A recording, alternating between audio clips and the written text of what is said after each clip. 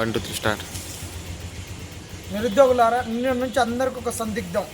నిన్న ఎస్సీ వర్గీకరణ మీద సుప్రీంకోర్టు ఇచ్చినటువంటి జడ్జిమెంటు ఈ ఉన్నటువంటి గ్రూప్ 1 పైన, గ్రూప్ 2, గ్రూప్ 3 పైన ఏ విధంగా ప్రభావం చూపబోతుంది అనేది.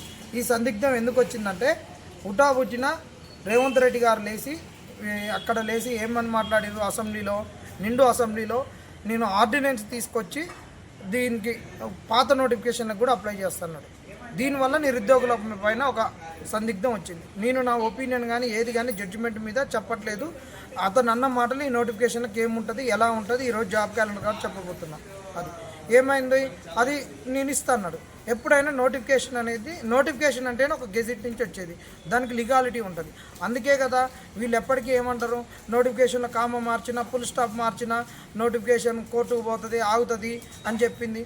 మరి అలాంటప్పుడు అంత ప్రభావం కామ ఫుల్ స్టాప్లో మారుతాయని చెప్పినప్పుడు అదేముండదు. నోటిఫికేషన్లో కొన్ని రెస్ట్రిక్షన్స్కి లీగాలిటీ ఉంటుంది, కొన్నిటికి ఉండదు. కొన్ని మార్చవచ్చు, కొన్ని మార్చకూడదు.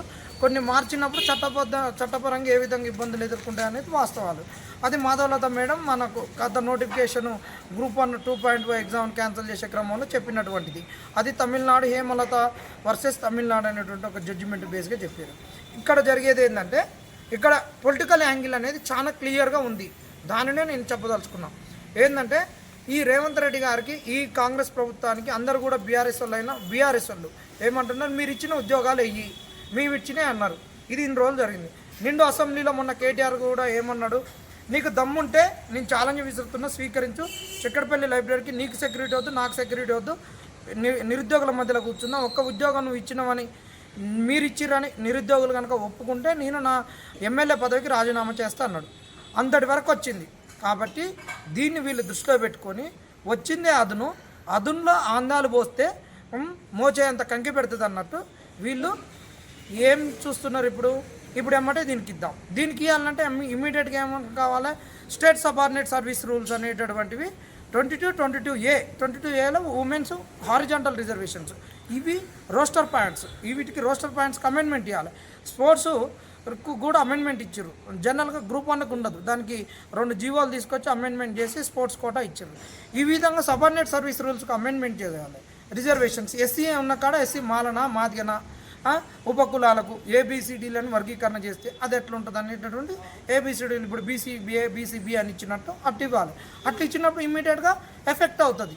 అట్లా ఎఫెక్ట్ అవుతుందని ఇప్పుడు ఎస్టీలకు ఏదైతే 6% ఇచ్చారో 6% 10% ఇస్తే రోస్టర్ ఎఫెక్ట్ అవుతుంది కాబట్టి నోటిఫికేషన్ పోతుంది అన్నారు.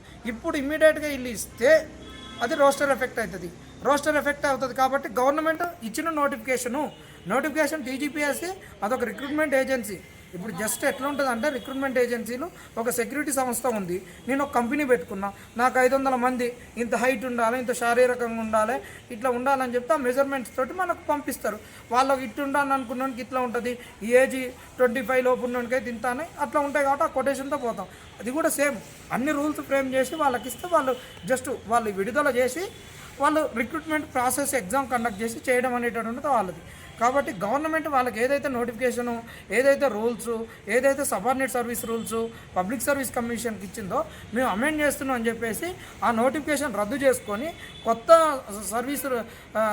ఈ సబార్డినేట్ సర్వీస్ రూల్స్ తోటి నోటిఫికేషన్ ఇప్పించాలి. కాబట్టి ఇప్పుడు నోటిఫికేషన్ రద్దు అవుతుంది ఇవ్వాలన్నప్పుడు ఖచ్చితంగా. వీళ్ళు ఏం చేస్తారు, కుట్రకోణం ఇప్పుడు జాబ్ క్యాలెండర్ ఈరోజు వస్తుంది.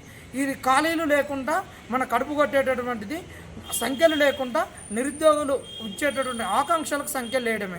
అలా ఏముండవు, డేట్లు ఇస్తారు. ఇక్కడ ఏం చెప్పబోతారంటే, మేము అన్నీ ఎక్సైజ్ చేస్తున్నాము, నిరుద్యోగులకు మంచి సంఖ్యతో నోటిఫికేషన్స్ వస్తాయి, ఆ లోపు వరకు మీరు చదువుకోరు, ఈ డేట్లలో పక్కా ఎగ్జామ్ ఉంటుందని చెప్తారు అంతే. అప్పటి వరకు మనకు వేకెన్సీస్ కూడా చెప్పరు. మళ్ళీ అక్కడ కూడా ఇన్ని వేకెన్సీస్ ఏమైనా చెప్పినా కానీ ఇన్ని ఉన్నాయి, ఇంక మీకు యాడ్ అవుతాయి అని చెప్పేసి మేము దీన్ని చట్టబద్ధత చేస్తున్నామని చెప్తారు.